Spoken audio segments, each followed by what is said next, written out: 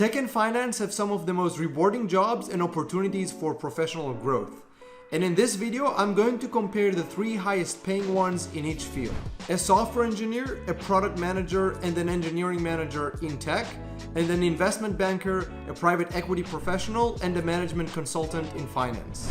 Now, management consulting is not finance per se, but it is a common career alternative. As a little background about myself or how I've gathered this information, for the past 2 years, I've worked in 2 different fintech startups as a software engineer in New York City, and I've got to work on projects and meet people that help me to learn a ton about both tech and finance. I have also been contemplating transitioning into finance and done a lot of research myself, which also helped because I don't personally know someone at every career path at each of the levels that I'm going to talk about. To outline the agenda of this video, I will first describe the 3 tech careers at 3 different levels per each career path based on seniority and compensation. Then I will do the same for finance, and then I will compare and summarize the 3 from tech to the 3 from finance. Starting with tech, every table will specify the seniority associated with the role, the total years of professional experience typically required to get to that level, a description, and the salary with the total compensation in parentheses.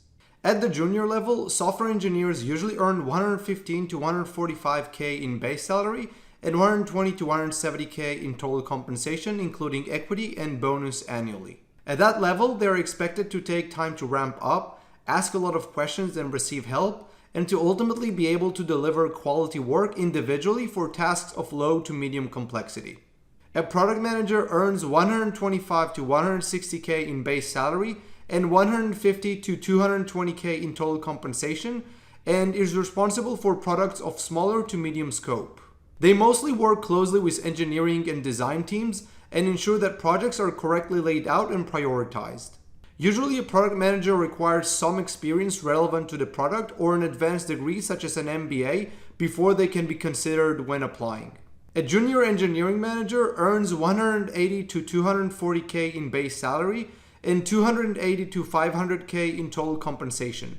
An engineering manager will be responsible for the performance of their team, to set clear expectations, communicate priorities, and provide valuable feedback for engineers in the team.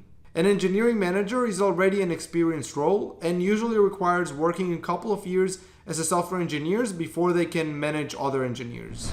Moving to senior roles, at this level, engineers earn 180 to 225k in base salary and 220 to 400k in total compensation, and are expected to own and drive the implementation of large, complex projects. A senior product manager will be responsible for defining roadmaps for larger products that span multiple engineering teams and will usually have a similar compensation for that of a senior software engineer.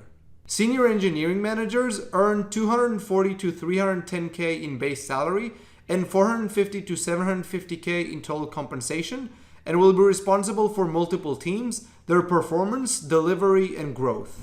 At the director level, each role is responsible for mission-critical projects spanning the whole business. A principal engineer earns 250 to 350k in base salary and 600k to 1 million plus in total compensation annually.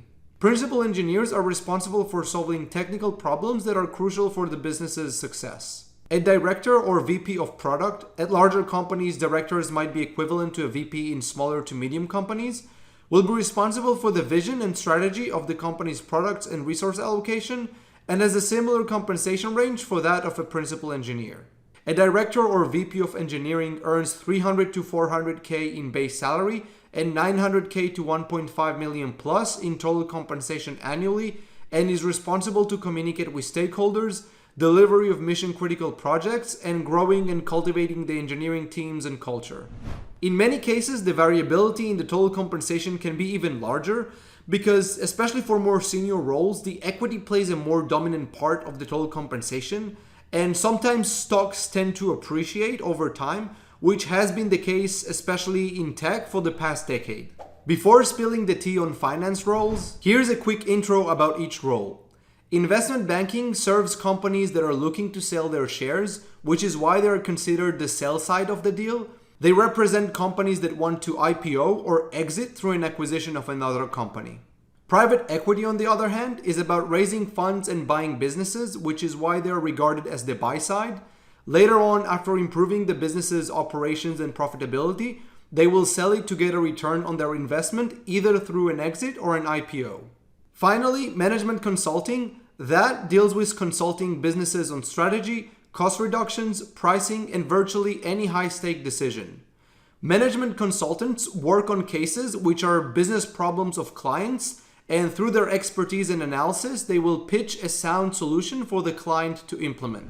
At junior levels, the compensation is cash only, including a salary and a potential large bonus based on performance.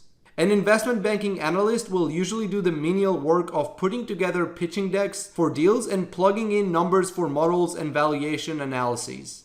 Analysts will usually make 100 to 120K in base salary and 140 to 200K with their annual bonus. To break into private equity, you would need to have some prior experience in finance, usually in investment banking, which is why even the junior role, other than a summer internship, requires some experience. A private equity associate will earn 125 to 150K in base salary and 225 to 350K with the annual bonus. As an associate, you will be mostly working on creating memos and running preliminary diligences for deals. In management consulting, a junior analyst will usually get to work on a wide range of cases along senior consultants to expose them to different industries and niches. An analyst will usually make between 100 and 110K in base salary and 120 to 140K in total compensation. At senior levels, an investment banking VP is in charge of execution and management of junior teams. The base salary at that level is 250 to 300K, and with the annual bonus, the total compensation goes to 500 to 800K.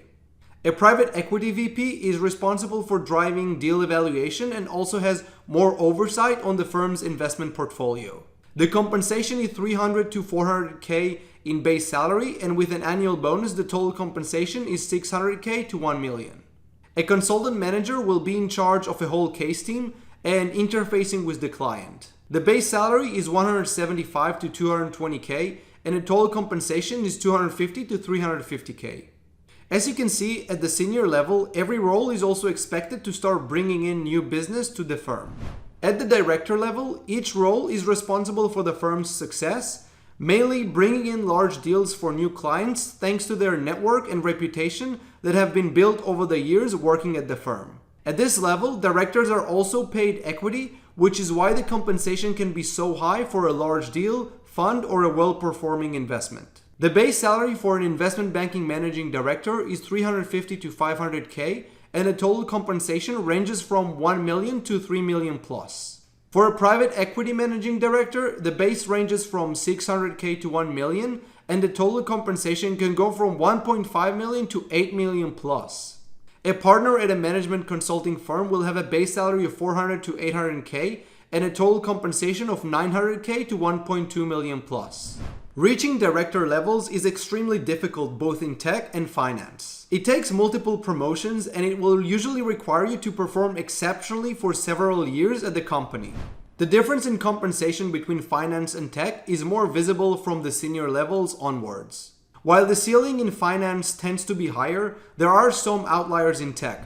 For example, if you have joined a startup early that successfully IPO'd, you could have made millions, or if you're a top performer at an extremely competitive proprietary trading company like HRT. While in tech you can expect to have mostly a decent work-life balance with 40-hour work weeks, that's not the case in finance, especially for junior roles. If there is anything that's equivalent to what the Navy SEALs go through in their training to become SEALs in the corporate world, is junior investment bankers that have sometimes 100-hour work weeks back to back. In private equity and management consulting, it is slightly better, but still 9 to 5 is not the norm. So now you know why I have been contemplating transitioning into finance, but I haven't done so. Personally, I need my 7 to 8 hours of sleep, otherwise I'm just not going to function. And with that said, thank you so much for watching, and I'll see you next time. Bye.